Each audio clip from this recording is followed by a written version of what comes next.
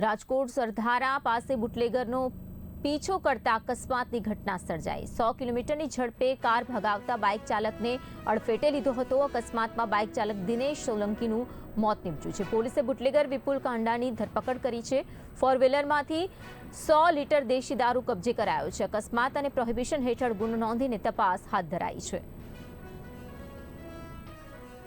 રોજ આજીડેમ પોલીસ સ્ટેશનમાં સરદાર ઓપી વિસ્તારમાં આવેલ એક ગાડી છે એનો ચેકપોસ્ટ પરથી ભાગી જતા તેને પોલીસ શંકાસ્પદ જણાવતા તેનો પીછો કરેલો અને ઉપરોક્ત આરોપી છે ગાડીનો ચાલક એ અંદરના અંતરિયાળા ભાગે